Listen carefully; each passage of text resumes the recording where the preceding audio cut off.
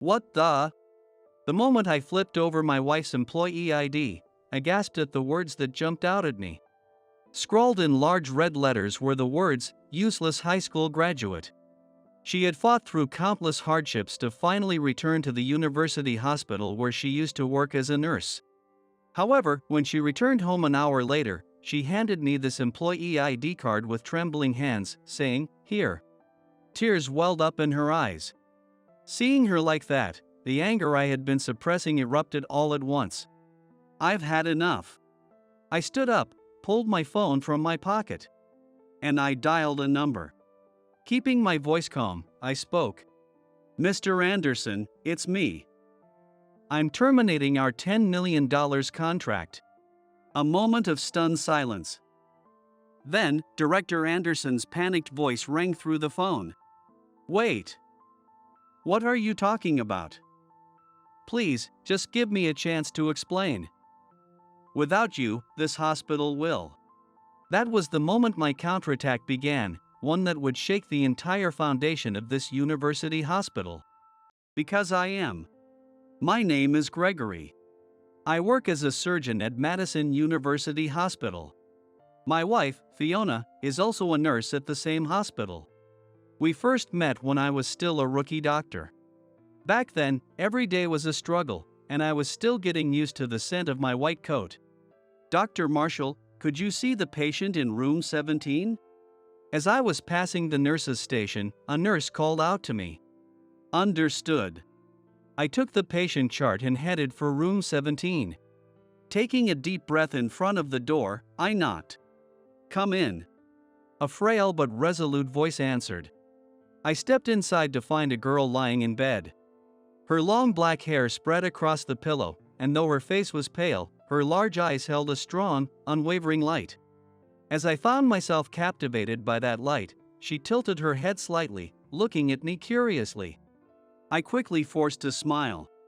"Fiona, how are you feeling today?" "A little better than yesterday, but I still have a headache." Hearing that, I instinctively leaned in. "Can you describe the pain? Is it throbbing? Or more of a tightening sensation?" "Not throbbing, more like a heavy feeling. And there's a flickering sensation deep in my right eye."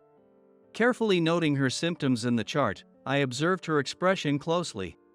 Arteriovenous malformation. That diagnosis was written in Fiona's medical chart.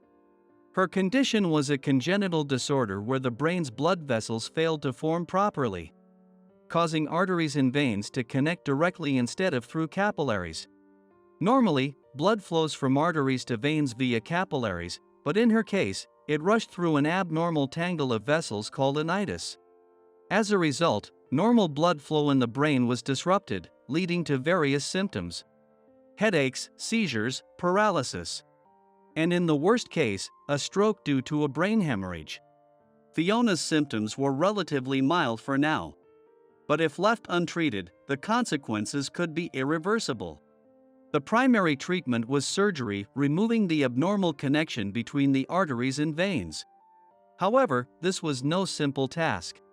These abnormalities were often located near critical areas of the brain, making the surgery extremely delicate and difficult.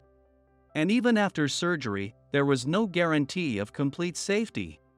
Some patients required rehabilitation, and complications such as epilepsy could arise. I glanced down at Fiona's chart once more.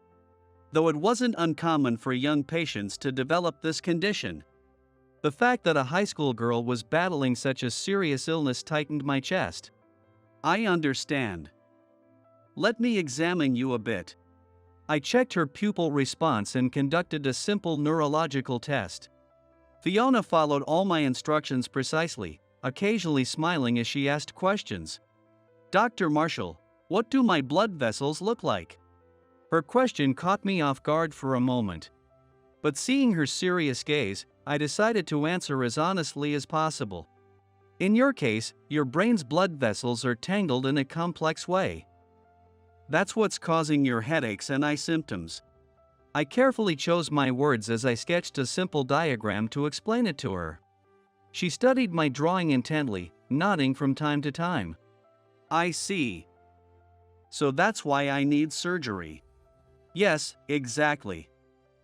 But don't worry. We'll do everything possible to help you. The hospital's director, Dr. Anderson, will be performing your surgery. At my words, Fiona seemed to pause in thought. Then, with a determined look, she met my eyes. I want you to perform my surgery, Dr. Marshall. Her words left me speechless. Huh? But I'm still just a rookie. Dr. Anderson has far more experience. I know that. But you always listen to me seriously.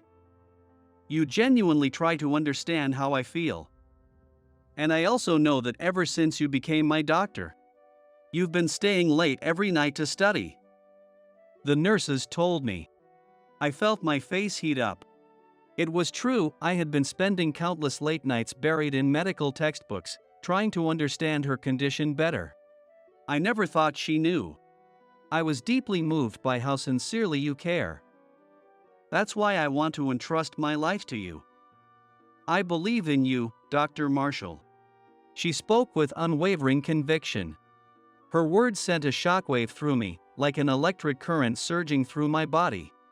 At the same time, I felt an overwhelming sense of responsibility and a deep, indescribable emotion tightening my chest. Taking a deep breath, I made up my mind. I understand. I'll discuss it with Dr. Anderson, but I'll do everything I can to honor your trust. Thank you, Dr. Marshall. A look of relief and joy spread across her face. And in that smile, I made a vow. No matter how difficult it would be, I would make this surgery a success. For Fiona, who had placed her trust in me, and more than anything, to protect the smile. From that moment on, my life changed completely.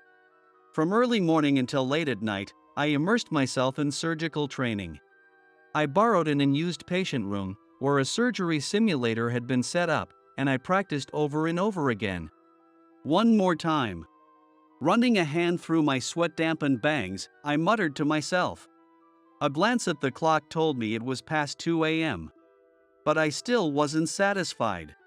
Surgery for arteriovenous malformation required precision down to the millimeter. A single mistake damaging the wrong blood vessel could lead to irreversible consequences. Once again, I turned back to the simulator. A night shift nurse approached me, concern in her voice. Dr. Marshall, again? Yeah, sorry. Just a little longer. I replied with a small smile. She shook her head slightly but gave me a gentle nod of understanding. During the day, I carried out my regular duties, but whenever I had a spare moment, I rushed to the operating room. I observed senior surgeons at work, studying their every move. Even when I bombarded them with questions, they never showed annoyance, they patiently taught me. Gregory, I admire your dedication. But you need to rest too. Dr. Anderson, the hospital director, spoke to me just a week before the surgery. Yes, I understand. But I know how you feel. But exhaustion dulls your judgment. Taking care of yourself is also part of taking care of your patient.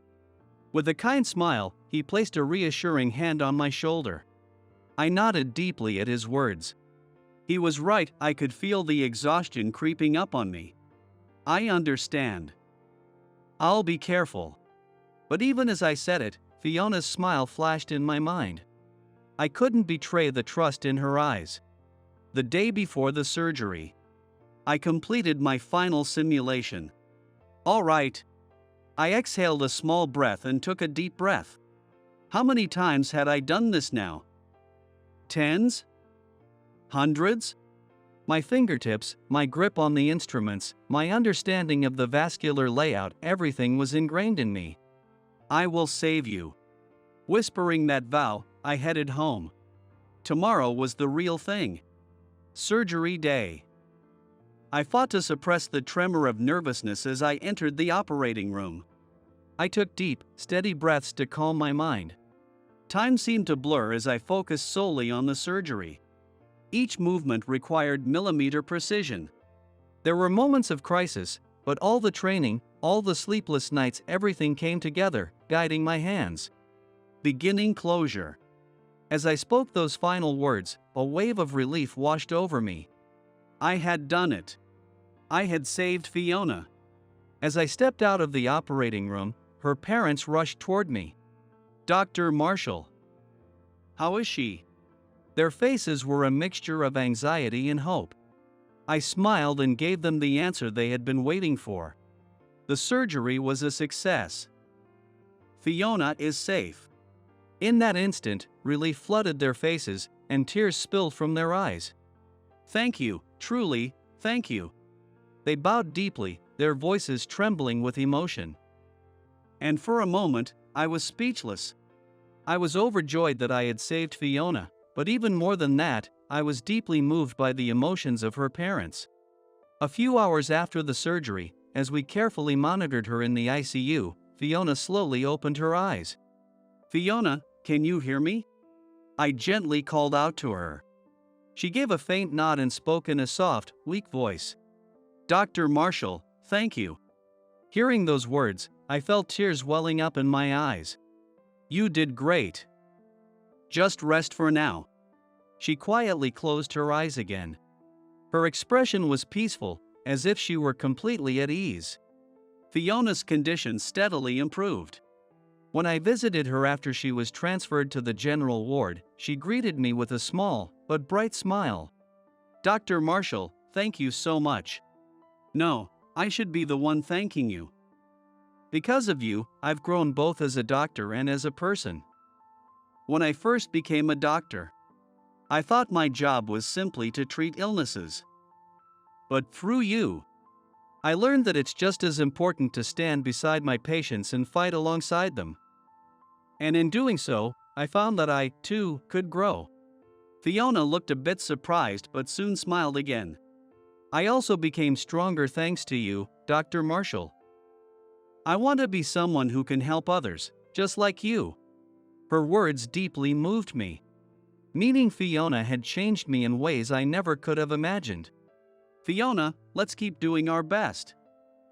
I know you'll achieve your dream." I said that and gently took Fiona's hand. She nodded firmly. Soon after, Fiona was discharged as planned. From that day forward, I became even more dedicated to my work as a doctor. My experience with Fiona became the foundation of my career. 5 years passed. I had grown fully into my role as a surgeon. But I never forgot what Fiona had taught me.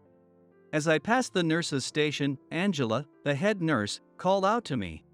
"Dr. Marshall, it's time for the new nurse's orientation on the 3rd floor." "Oh, right. I'll head there now." I stepped into the elevator and pressed the button for the 3rd floor. As the doors opened, I saw about 10 young nurses waiting. I smiled at them. "Good morning, everyone. Starting today." Then, my eyes landed on a familiar face. Fiona. The name escaped my lips before I could stop myself. Black, shoulder-length hair and gentle eyes. There was no doubt it was her. Fiona had recognized me too, her large eyes widening in surprise. "Dr. Marshall."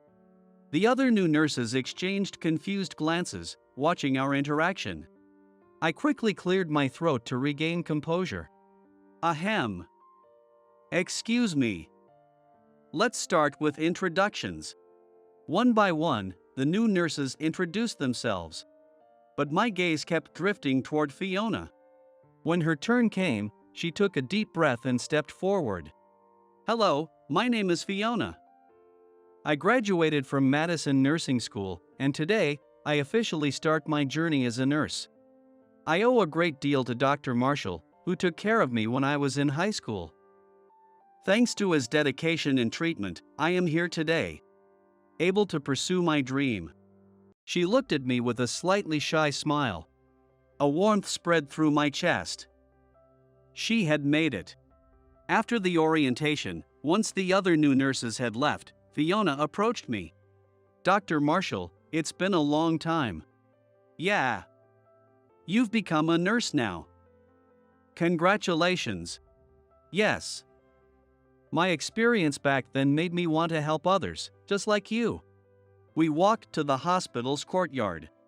Sitting on a bench, Fiona's expression darkened slightly. Actually, I wasn't able to go to university. Surprised, I turned to look at her. But why? You were more than capable of getting in. Fiona answered with a slight wry smile. Because of my treatments, I missed a lot of school. In the end, I had to repeat a year.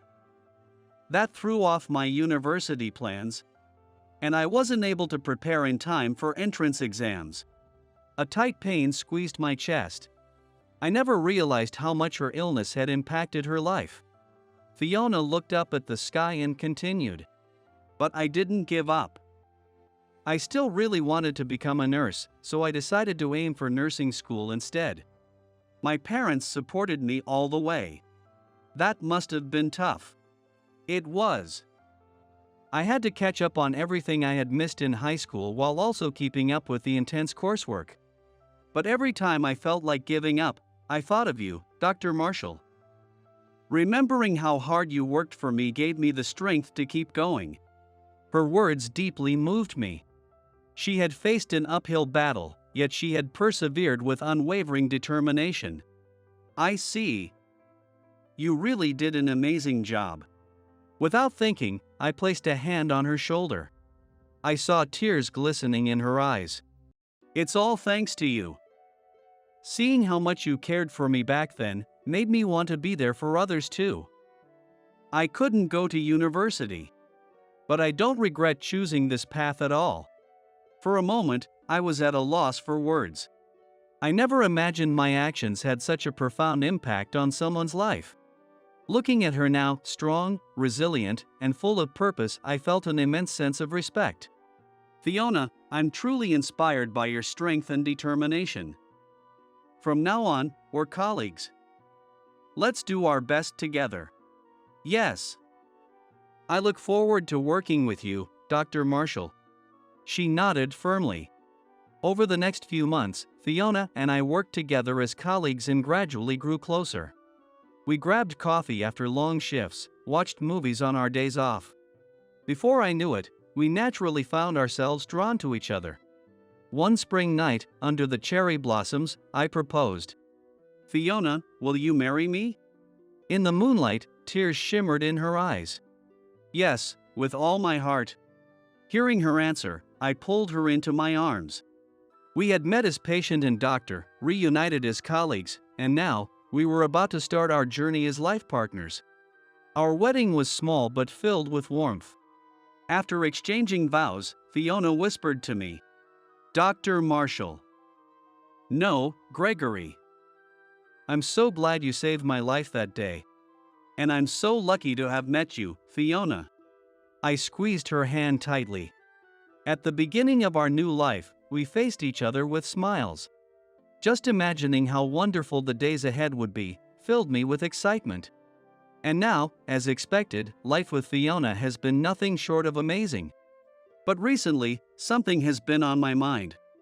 Fiona's talent and dedication have made her one of the most respected nurses in the hospital. In fact, I often have the opportunity to see Fiona's work firsthand in the field. Her precise medical skills, her efficiency in every situation, and above all, her compassionate gaze toward patients.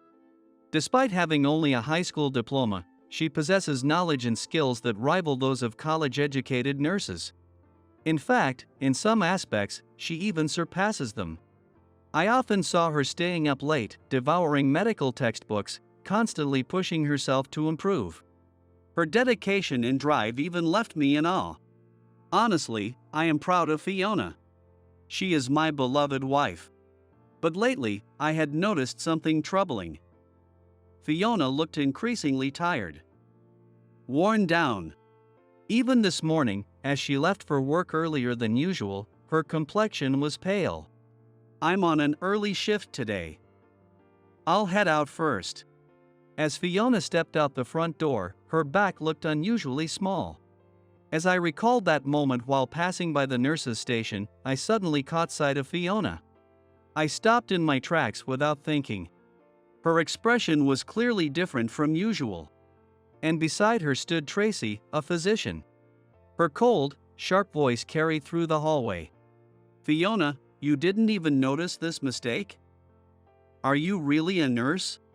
"I'm sorry, Dr. York. I'll be more careful." "Be more careful isn't good enough. This is basic. Stop using your high school diploma as an excuse." "Yes." Fiona's voice was barely above a whisper. I saw her shoulders tremble slightly. "You will redo this. And all the overtime tonight is on you. Stop burdening the rest of us." After saying that, Tracy turned on her heel and walked away. Fiona remained standing there, letting out a deep sigh. My chest ached. I took a step forward, about to say something. But at that moment, she lifted her head. The moment our eyes met, Fiona hurriedly forced a smile. "Ah! Gregory! What are you doing here?" But I saw through it. The exhaustion. The sadness. She was struggling. "Fiona, are you okay?" Fiona hesitated for a moment at my question. Then, after glancing around as if to check her surroundings, she began speaking in a quiet voice. "Dr. York treats the nurses terribly. Especially those without college degrees, or anyone she considers beneath her." Fiona's words made my chest tighten. I grasped the meaning behind her words so deeply that it hurt. When I tried to say something, Fiona quickly lifted her head. "But it's okay. I worked so hard to become a nurse. And Gregory, I got this far because you believed in me. So I want to keep going. I know that one day, she'll understand." Her cheerful tone was forced. So forced it hurt to hear. I was speechless. She was strong, but the weight she carried was too heavy. "Fiona." I reached out, intending to place a comforting hand on her shoulder, but just then, a nurse call echoed through the hallway. "Ah, I have to go. Don't worry about me, okay?" Saying that, Fiona quickly left the scene. As I watched her disappear down the hall, a storm of emotions swirled inside me. Seeing Fiona's determination moved me, but at the same time, the urge to do something about this situation grew stronger. What could I do to protect my wife and help her achieve her dream? Desperately searching for the answer, I clenched my fist in silence. That night, after a long surgery, I was exhausted as I packed up to go home. Walking down the dimly lit hospital corridor, I suddenly heard a noise coming from one of the rooms. Curious, I knocked gently on the door. "Who is it?" A faint voice responded. I recognized that voice. "Fiona?" "It's me."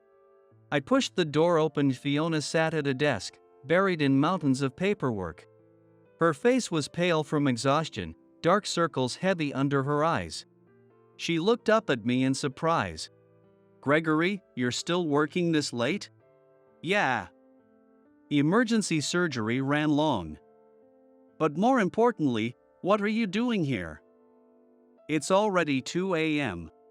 Fiona hesitated for a moment, then let out a small sigh. "This? Dr. York assigned it to me. She said I have to finish all of it before 9 a.m.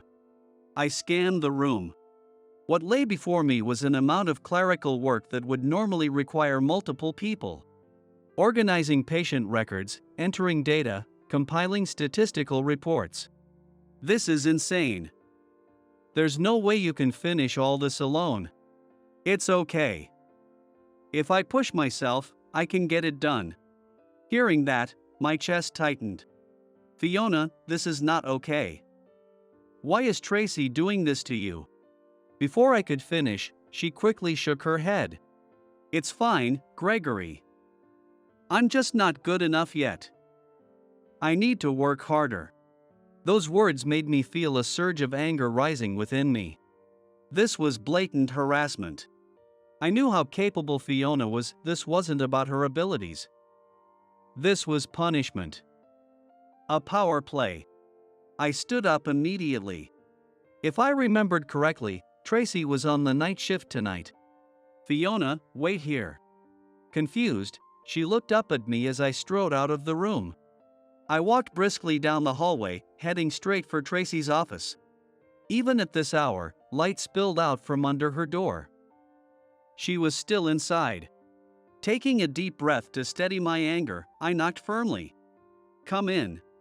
A cold voice responded from inside. Tracy, we need to talk about the workload you assigned Fiona. She arched an eyebrow, leaning back in her chair. Is there a problem? Yes. I just saw her, it's 2 a.m., and she's drowning in paperwork. The amount of work you've given her is unrealistic. Tracy gave a small laugh. There was a hint of sarcasm in her smile. Oh, Gregory. I assign all the nurses their fair share of work. I can't make exceptions just because she's your wife. Favoritism would disrupt hospital policy, wouldn't it? Tracy's words were cold and had a tone of dismissal. I was at a loss for words. What she said sounded like it had some truth to it. However, I couldn't get the image of Fiona's exhausted face out of my mind. Fine. But if I find out this is targeted harassment? There's no harassment. If you keep pushing this, I'll have no choice but to report your behavior to Director Anderson. Tracy spoke coldly and decisively. Clenching my teeth in frustration, I left the office. I had come here determined to protect Fiona, yet I found myself backed into a corner instead. As I stood alone in the hallway, my fists clenched tight, rage and helplessness churned inside me. A few days after what happened with Tracy, I came home exhausted. Welcome home, Gregory. Fiona's voice was lower and heavier than usual. What's wrong? Did something happen? When I asked, Fiona remained silent for a moment before quietly speaking. Gregory. I'm thinking about quitting the hospital. What? Why all of a sudden? I couldn't hide my shock at her unexpected words. Fiona kept her head down and continued in a small voice. It looks like what happened with Dr. York has reached the other doctors. Because of me, your reputation is suffering. So, I held my breath. It was true, I had felt a shift in the way my colleagues looked at me over the past few days. Don't worry about it. I'm fine. But, Gregory, you're going to become an incredible doctor. If my presence blocks your path. Tears began to spill from Fiona's eyes. I knelt in front of her and took her hands in mine. Fiona, listen to me. You are my pride. You overcame so much to become the incredible nurse you are today. No one knows that better than I do. I looked into her eyes with determination. She stared back at me, surprised. But, Fiona, we've always faced everything together. When I helped you as a patient, when you pursued your dream of becoming a nurse. And even now, we've always walked side by side. So let's get through this together. If you quit, I know I'll regret it. Fiona, you're an amazing nurse. And you're my beloved wife. We'll find a way forward, I promise. I squeezed her hands more tightly. Tears welled up in Fiona's eyes again. Slowly, she nodded before throwing herself into my arms. I'm sorry, Gregory. Thank you. I held her gently. I was certain that we could overcome this challenge together. I never doubted it for a second. Weeks passed. Fiona decided to stay at the hospital, but as time went on, an unease grew in my heart. One morning, as we were getting ready for work, Fiona suddenly stopped in her tracks. Fiona? What's wrong? Sorry. I feel a little dizzy. I hurried to support her. Her face was pale, and sweat beaded on her forehead. Are you okay? Maybe you should rest today. No, I'm fine. It's already getting better. She forced a smile. From that day on, I started watching Fiona more closely. After night shifts, her complexion often looked worse. She skipped meals more frequently, and I noticed her coughing from time to time. Fiona, maybe you should take it easy for a bit. Whenever I voiced my concern, she always answered the same way. I'm fine, Gregory. Everyone is busy, I can't be the only one taking a break. One day, I saw her working on paperwork at the nurse's station. Her hands were trembling slightly. Fiona, you don't look well. You should take a break. Oh, Gregory. Noticing me, Fiona quickly tried to put on a smile. But in that instant, her body swayed. Fiona! I instinctively caught her in my arms. Her body was burning with an abnormal fever. Sorry. I think it's just a little anemia. Stop pushing yourself. We're going to the exam room right now. I lifted Fiona and hurried to the examination room. On the way, a few staff members stopped us with worried expressions, but Fiona just kept repeating, I'm fine. The examination results showed that her condition had clearly worsened. In addition to anemia, symptoms related to her past arteriovenous malformation were beginning to reappear. I let out a deep sigh as I reviewed the results. Fiona, your AVM symptoms might be recurring. Have you been experiencing headaches, dizziness, or vision disturbances? Recently. I've had headaches sometimes, but I was scared it would affect my work, so I didn't say anything. My chest tightened. Arteriovenous malformation is a condition that's difficult to completely cure. Her previous surgery had removed the major lesion, but the risk of recurrence had always been there. We need to run more detailed tests immediately. You'll need an MRI and an angiography. A flicker of fear appeared in Fiona's eyes. Will I need surgery again? I don't know yet. But if you do, I'll be the one to operate. I promise. I gently squeezed her hand. Fiona smiled faintly, but exhaustion and anxiety clouded her expression. Her pale face, trembling hands, and weary gaze. All of it told me just how much this environment was crushing her. I took a deep breath, making up my mind. Fiona, let's leave this place. Huh? She looked up at me in surprise. Let's quit this hospital and start fresh somewhere else. Your health comes first. But what about your job? Your position here? Your health is more important. Besides, I've had offers from people who've supported me. I'm lucky enough to have opportunities in other places. I gave her a reassuring smile. Tears welled up in Fiona's eyes. Are you sure? Yeah. A change of environment will help you recover. And it'll be the start of our new life. I nodded firmly. Fiona buried her face in my chest. I could feel her small shoulders trembling. I'm sorry. I'm causing so much trouble.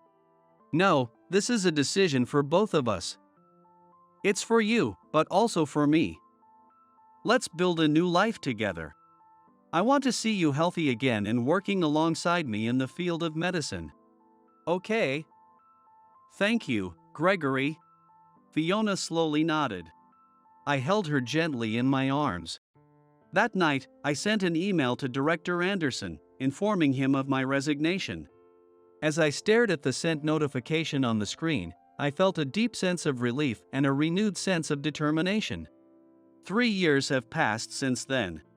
Today, I put on the white coat of my new hospital. This is my 4th workplace. Looking out at the unfamiliar cityscape beyond the window, I reflect on everything that has happened. My first job after leaving was at a small clinic in a rural village. It was nothing like the large city hospitals I was used to. The equipment was limited. But the warmth of the community reminded me of the essence of medicine. Fiona gradually regained her strength and even started helping out at the clinic from time to time. Next, we moved to a mid-sized hospital in a port town. There, I found myself on the front lines of emergency medicine. The days were hectic, but saving even one more life kept me going. Fiona also began easing back into nursing, and together, we worked side by side once again. My third job was at a rehabilitation hospital. There, I learned the importance of long-term patient care. Fiona fully returned to work and deepened her expertise in rehabilitation nursing. And now, I'm at my fourth hospital. This is a university hospital, known for its cutting-edge medical technology. I was recruited for my experience and skills. Traveling from place to place had shaped me not just as a doctor but as a person. More than anything, the deepened bond between Fiona and me was an invaluable treasure. As time passed, Fiona's health steadily improved. Regular checkups showed no signs of AVM recurrence, and little by little, we felt relief settle into our hearts. One day, Fiona turned to me and said, "Gregory, I want to work as a nurse again." Her eyes had regained the brightness they once had. I felt both joy and a bit of concern as I nodded. "All right. But promise me you won't overdo it." "I know. This time, I'll take care of my health too." She smiled gently. And so, Fiona started working part-time as an outpatient nurse at my hospital. At first, she only worked 2 days a week, but gradually, she increased her shifts. Every time I heard patients say, "I feel at ease when Fiona is here," I couldn't help but feel proud. And then, about a year after she returned to work, we received the greatest joy of our lives. "Gregory, I think I'm pregnant." The day Fiona told me, we held each other and celebrated. At the same time, a wave of worry crossed my mind. Will everything be okay? I'll be fine. For this baby, I'll make sure to take care of myself. Sensing my concerns, Fiona gave me a firm nod. For the next 10 months, she lived cautiously but with hopeful anticipation. Then, in the season of cherry blossoms, our daughter, Miranda, was born. Hello, Miranda. Thank you for coming into this world. Holding her in my arms, I couldn't hold back my tears. From the hospital bed, Fiona, exhausted but filled with happiness, smiled at me. I took her hand, and we captured our first photo as a family of 3. After Miranda's birth, Fiona took a break from work to focus on raising her. But when Miranda turned 1, she slowly started returning to work. "Miranda, Mommy's going to work now. Stay with Daddy, okay?"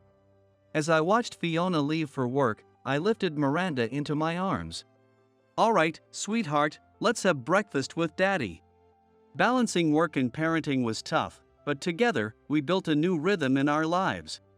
Through these days, Fiona overcame her past struggles, growing into an even stronger and more compassionate nurse.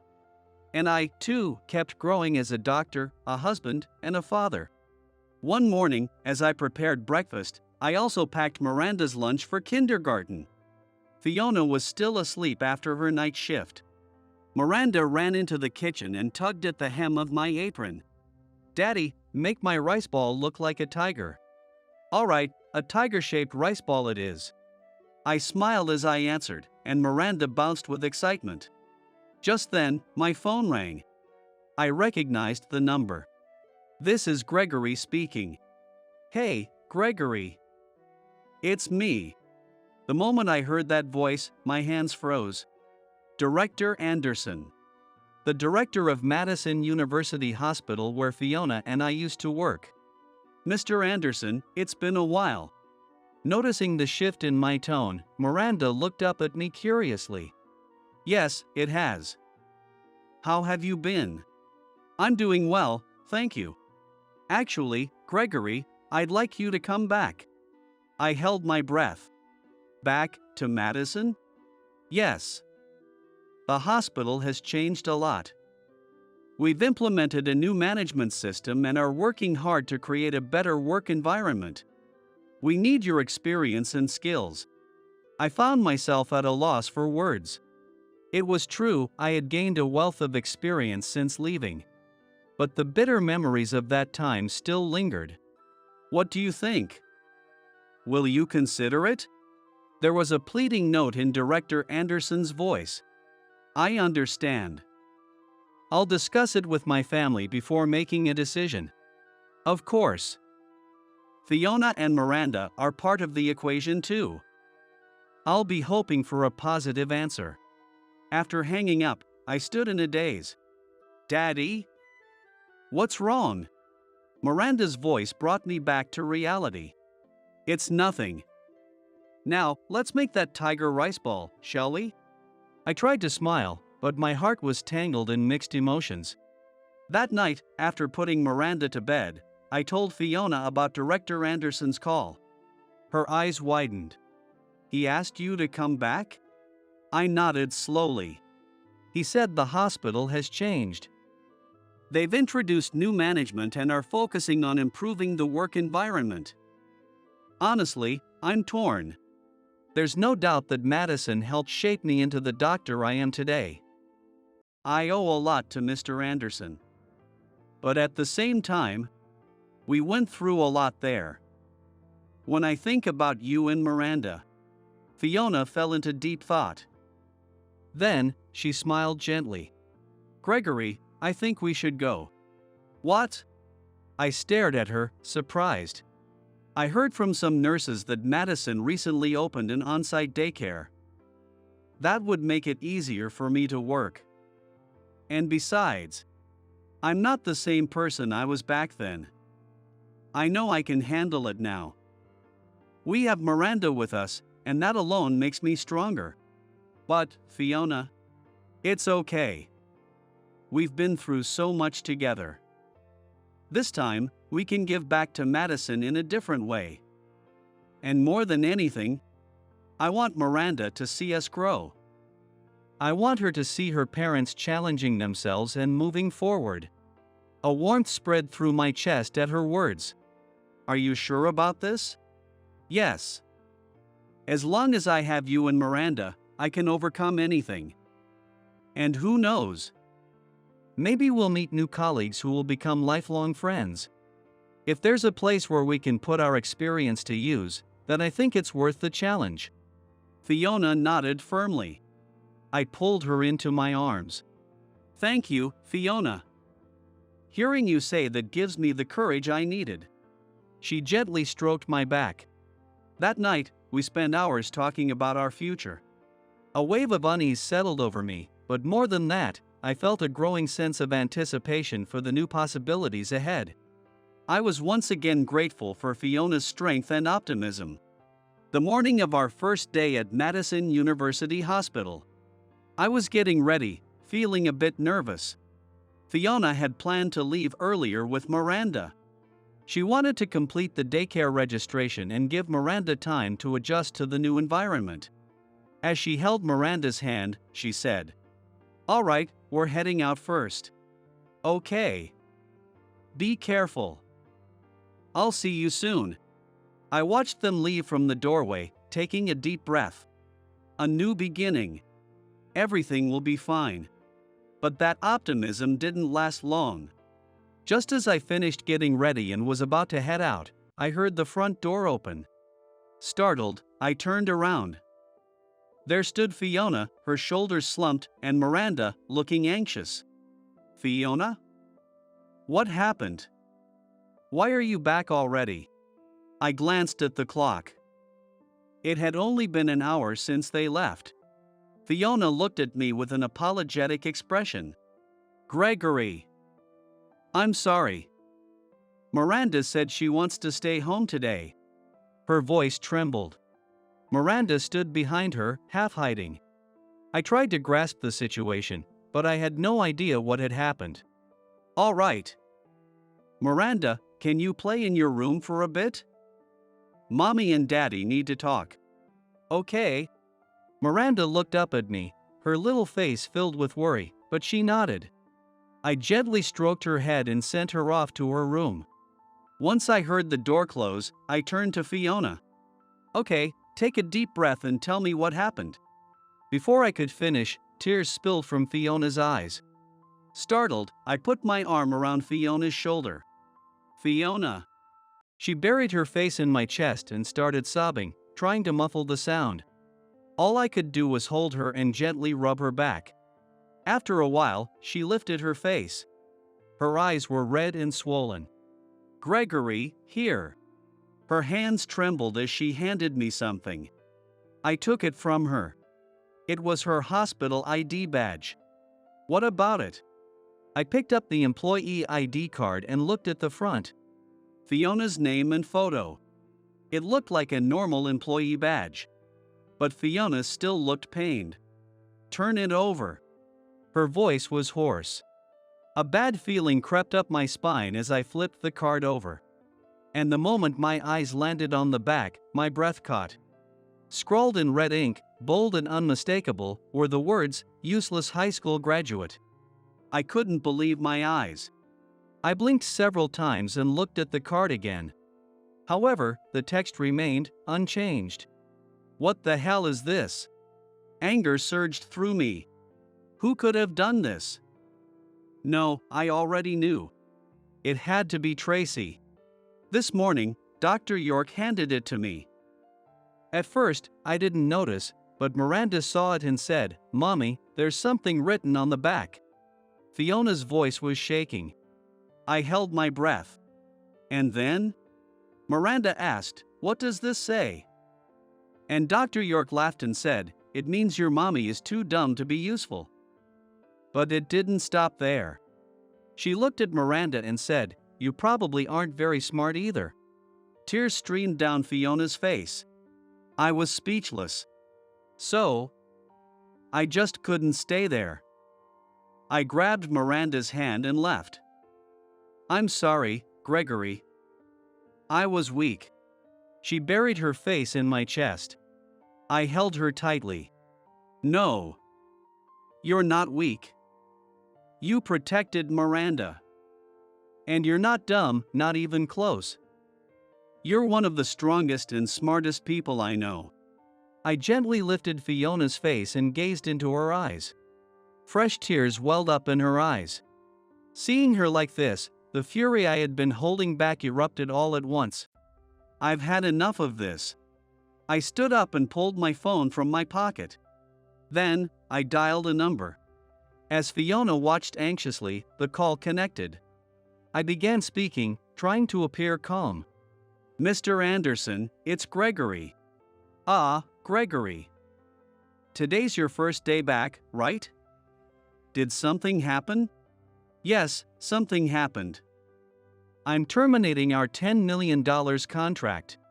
There was a stunned silence. Then, Director Anderson's flustered voice burst through the speaker. "Wait, hold on. What do you mean? Your hospital's female doctor insulted my wife and daughter." My tone was icy. "Insulted? You mean Tracy? What exactly happened?" My wife's ID badge was defaced with "useless high school graduate" written on the back. "And in front of our daughter," she said.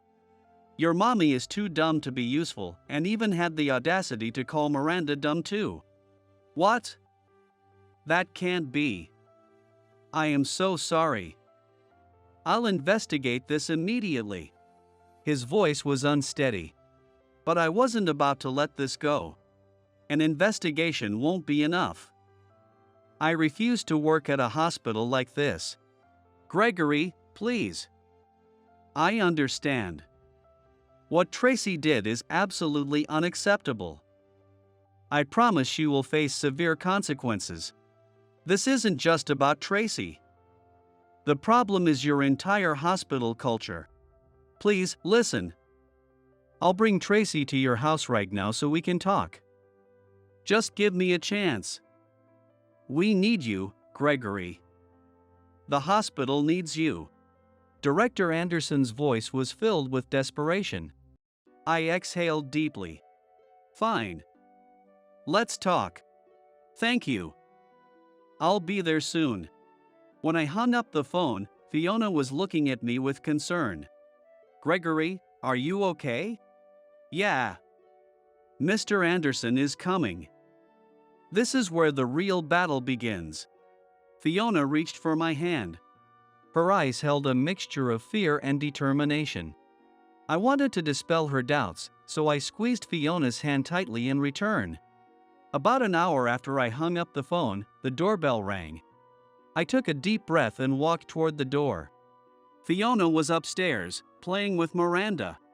When I opened the door, I found Director Anderson and Tracy standing there. Director Anderson's expression was stern, while Tracy looked clearly displeased. "I've been expecting you.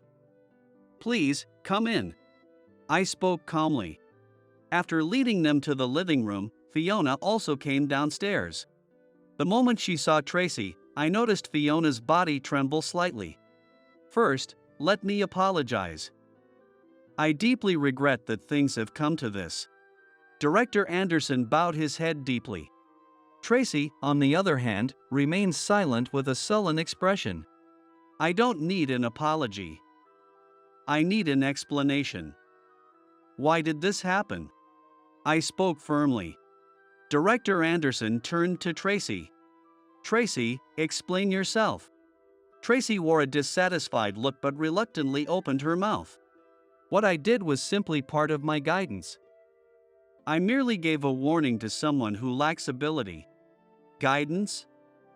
You call writing incompetent high school graduate on an employee's ID card guidance? And insulting a child on top of that?" Anger seeped into my voice. Tracy smirked, but I continued. "Yes, Fiona is a high school graduate. But because of that, she's worked twice as hard as anyone else. She graduated at the top of her class from nursing school and passed the national exam on her first attempt. More importantly, she has an incredible way of caring for her patients. Just the other day, a terminal cancer patient sent her a heartfelt letter, thanking her for being there and giving them strength."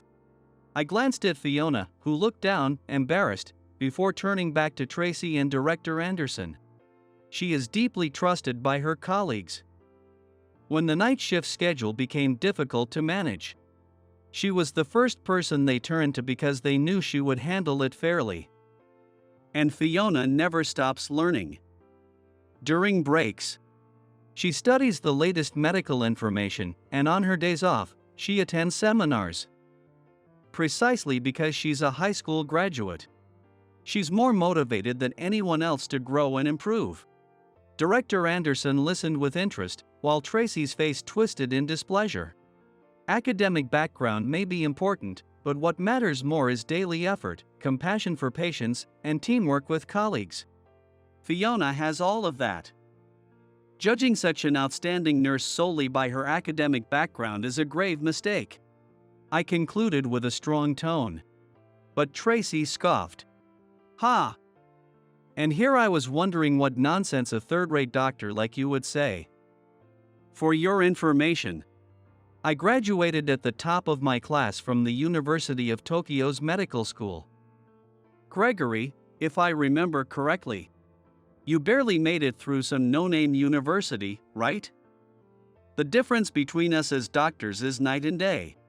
Tracy puffed out her chest with arrogance.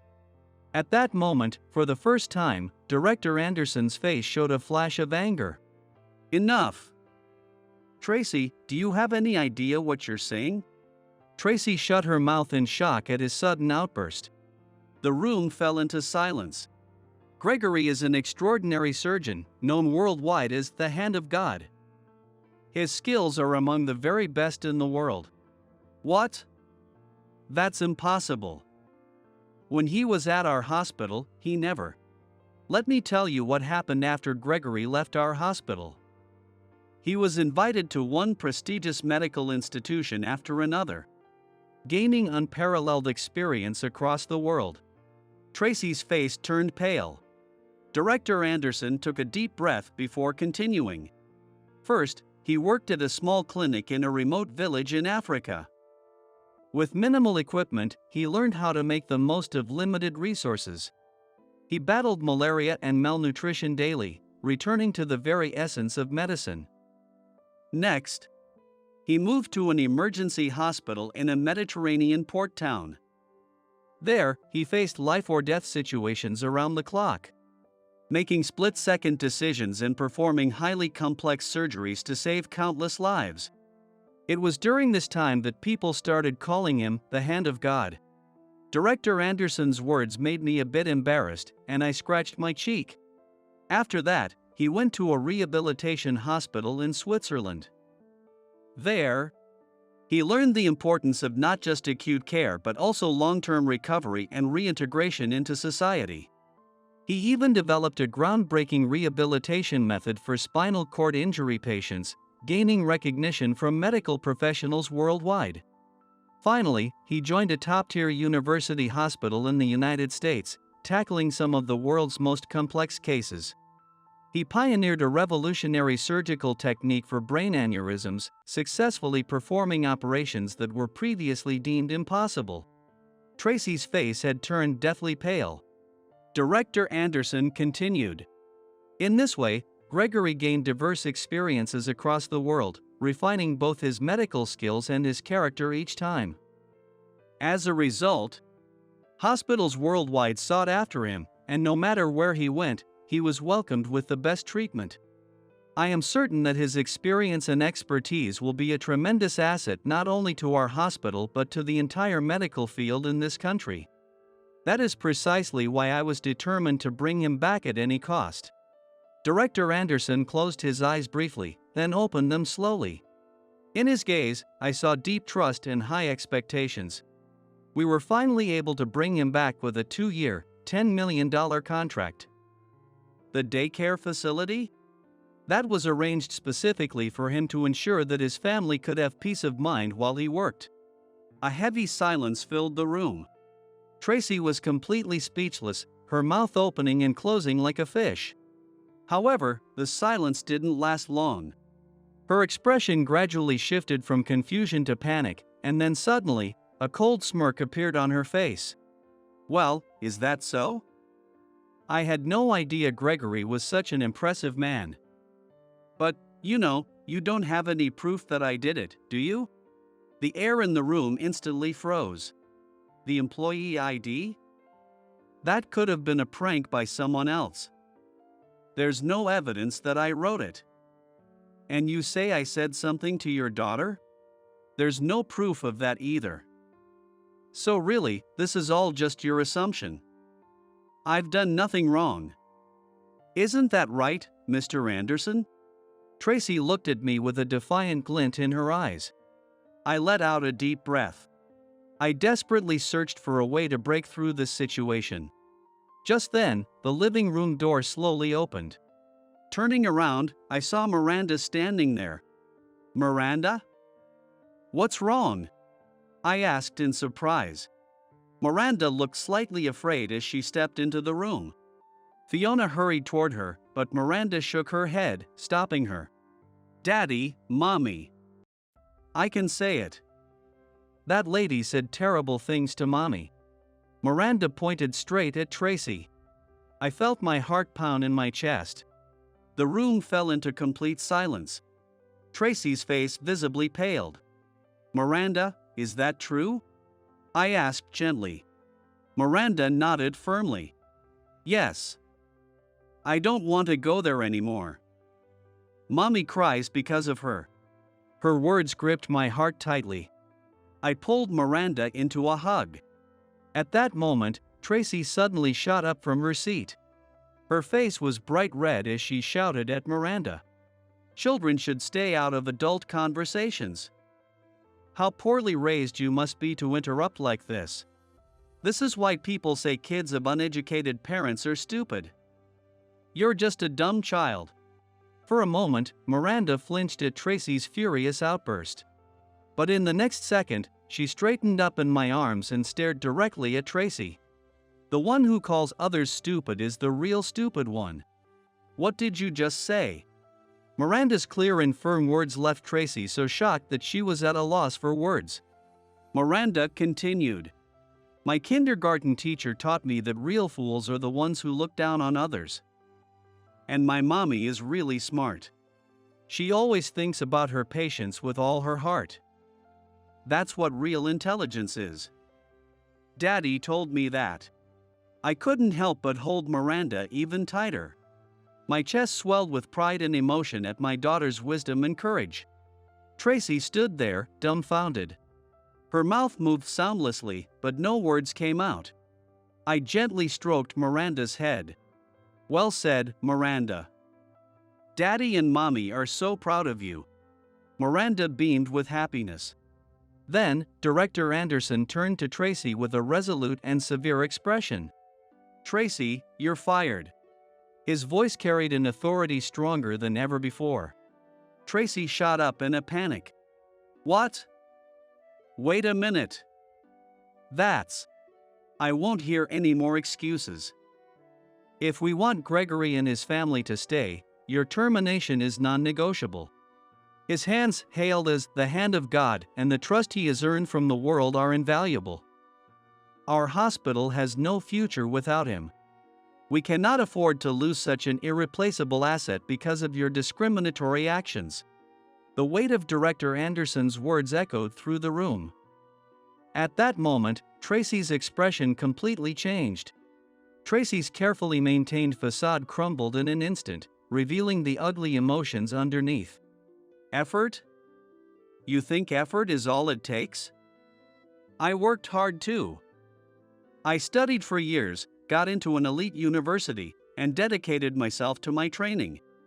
And yet, this woman, this high school graduate, gets all the praise just because she's a little cute?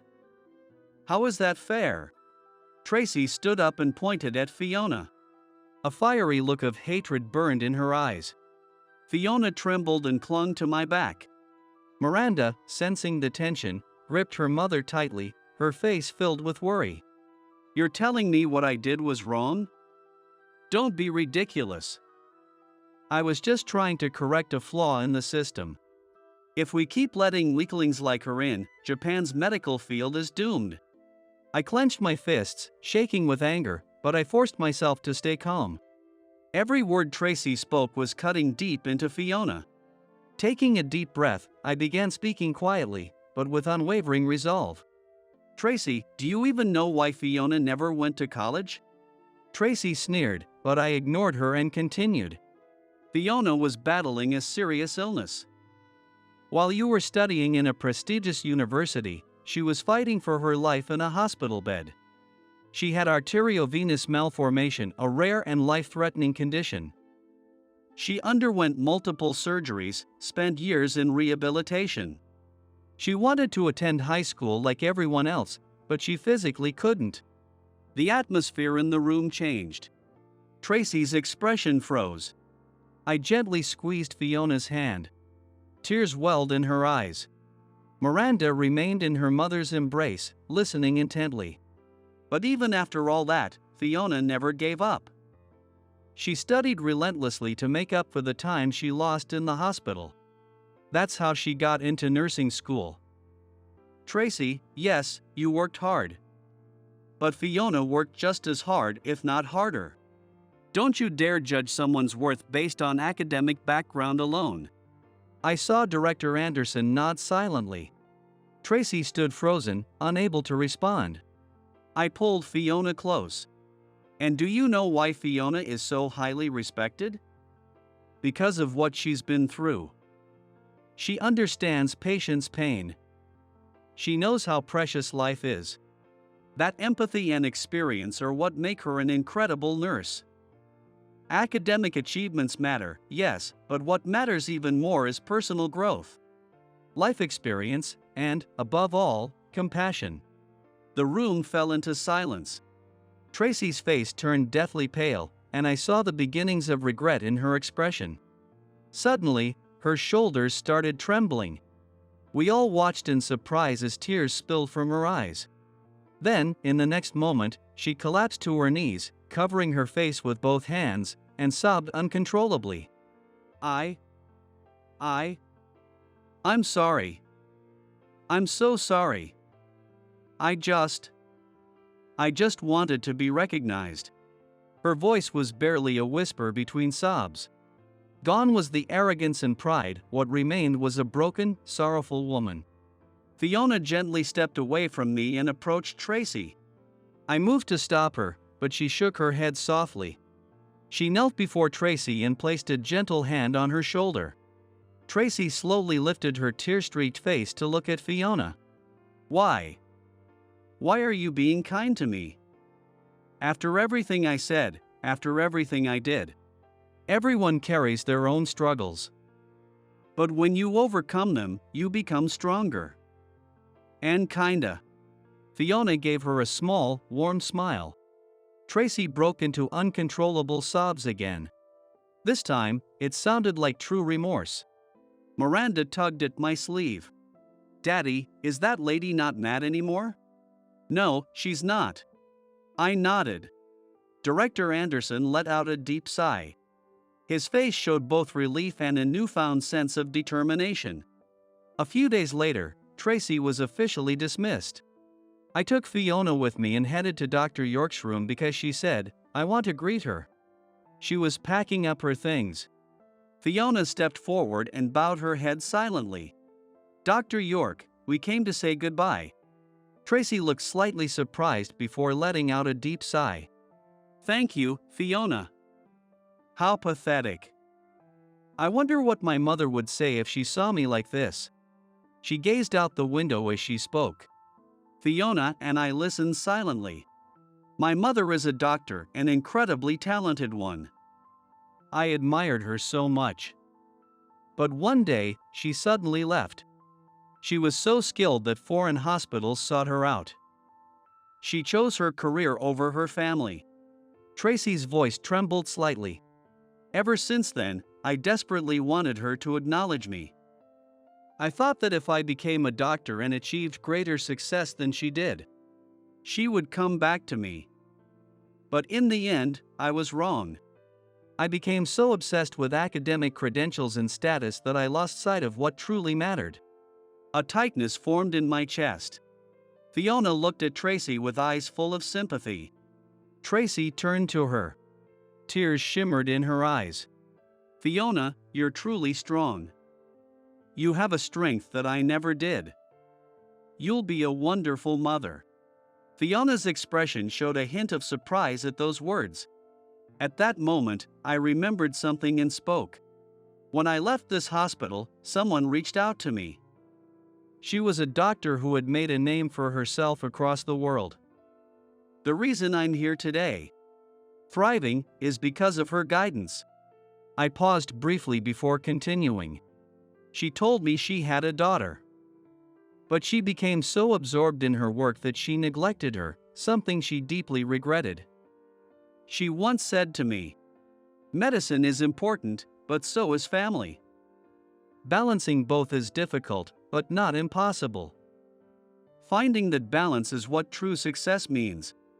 I failed at it, and I don't want you to make the same mistake. Does that mean? Tracy's eyes widened. I reached into my pocket and pulled out a business card, holding it out to her. "This is her contact information." Tracy stared at the card in shock. "I still keep in touch with her." "Tracy, if you'd like, why don't you talk to her? I believe she can help you." Her hand trembled as she took the card. Tears welled up in her eyes. "Thank you. Truly, thank you." Her voice was a mix of apology and gratitude. Fiona and I responded with quiet smiles. For the first time, there was a softness in Tracy's expression. And the story of how Tracy and that doctor, her mother, reconciled and went on to work together around the world is a tale for another time. 3 months later, as I walked down the hallway of Madison University Hospital, I took a deep breath. "Good morning, Dr. Marshall." A young intern cheerfully called out to me. I smiled and nodded back. The hospital's atmosphere felt noticeably different from before. As I approached the nurse's station, I heard Fiona's voice. "Yes, that's right. Keep a close eye on the patient's condition, and if you notice even the slightest change, report it immediately, okay?" She was patiently instructing a group of new nurses. Watching her, I felt my chest tighten with emotion. "Good morning, Fiona." "Oh, Gregory." "Good morning." Fiona's smile was more radiant than ever. "I'm looking forward to today's case discussion." "Yeah, we're discussing your proposed new patient care method today, right?" Under Director Anderson's leadership, we had started holding weekly case review meetings. Not just doctors, but nurses and other medical staff participated as well, openly discussing patient care. A space where academic background or rank didn't determine whose voice mattered, where everyone's input was valued. As we stepped into the conference room, the seats were already filling up with eager staff. All right, let's hear about Fiona's proposal. At Director Anderson's words, all eyes in the conference room turned toward Fiona. She took a deep breath and stood up. There was no trace of hesitation in her eyes, only confidence and determination. Yes. I would like to propose a new care method to improve the quality of life for long-term hospitalized patients. Specifically, I suggest introducing activity programs that incorporate patients' hobbies and special skills. Her voice was clear and carried throughout the room. I found myself straightening my back instinctively. Fiona switched slides. The screen displayed diagrams illustrating various examples. First, I propose implementing a horticultural therapy program. We can utilize the hospital's courtyard or rooftop to allow patients to engage in gardening. This activity has been shown to reduce psychological stress while helping maintain and improve physical function. The slide showed raised planters accessible to patients in wheelchairs and a vertical gardening system that bedridden patients could participate in. Next, music therapy. Through playing instruments and singing, patients can express emotions and enhance their social interactions. For dementia patients, in particular, music has been found to help stimulate memory recall. The slide displayed various instruments and illustrations of patients engaging in musical activities. Additionally, I propose an art therapy program. Engaging in creative activities such as painting and pottery encourages self-expression and provides a sense of achievement. This is especially beneficial for patients who have difficulty communicating verbally.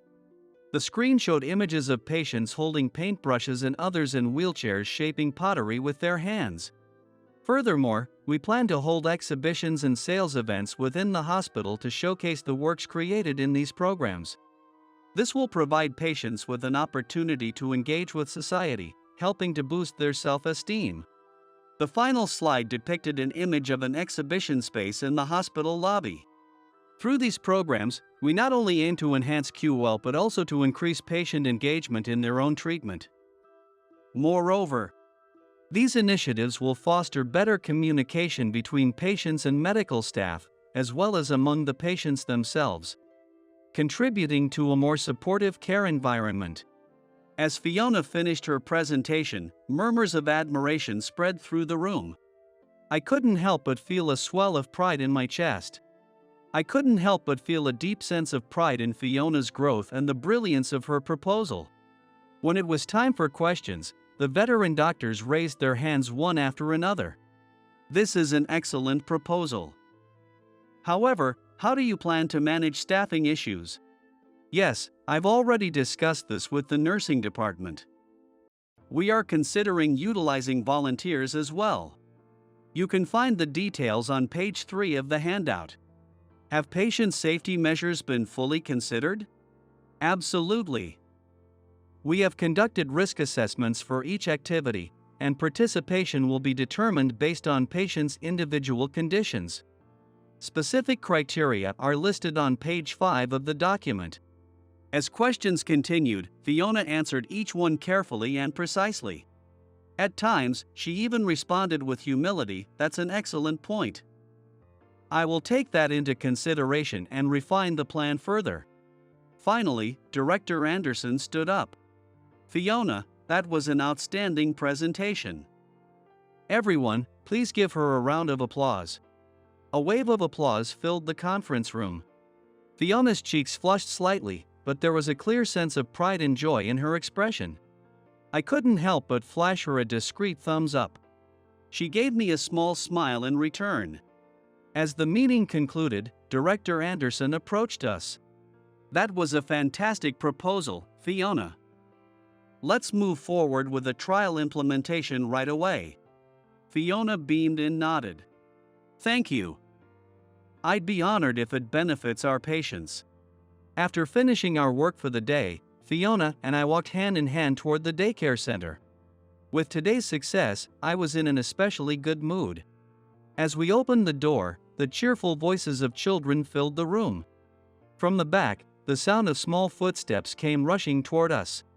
Daddy! Mommy! Miranda came running with a bright, beaming smile. She threw herself into our arms with all her energy. I lifted her up and spun her around in the air. How was your day? Today, I played doctor with my friends. Oh, really? What did you do? Fiona asked with curiosity, her eyes warm with affection. Miranda puffed out her chest proudly. I used a stethoscope to listen to everyone's heartbeats. And then, I prescribed medicine too. Oh? What kind of medicine did you prescribe? Sugar syrup, candy pills, and, laughter medicine. Miranda declared with a serious expression. Fiona and I couldn't help but burst into laughter. Laughter medicine, huh? That sounds like it would work wonders. When I said that, Miranda's face lit up even more. And you know what? I was a nurse too. Because I want to be just like Mommy. Miranda. Fiona's eyes glistened with emotion. I pulled Miranda into a tight hug and wrapped my other arm around Fiona's shoulders. I see. Well, I think you'd make an amazing nurse someday. Fiona and I exchanged a warm smile. Then, hand in hand as a family of 3, we began our walk home. Tomorrow would bring new challenges. But we had nothing to fear anymore. As long as we had this bond, we could overcome anything. I was certain of it. Through my journey, from meeting Fiona to Miranda's birth, and the trials we faced together, I realized that my family was both my foundation and my driving force. True happiness and success aren't found in academic achievements or social status alone. They come from walking alongside the people you love, supporting one another, and cherishing those connections. At the same time, I understood that this love wasn't just meant to stay within our family, it had the power to extend to those around us. Through reconciling with Tracy, I learned the importance of forgiveness and that everyone has the potential to change. I am certain that the bonds of family and the power of love make us stronger and guide us toward a better future.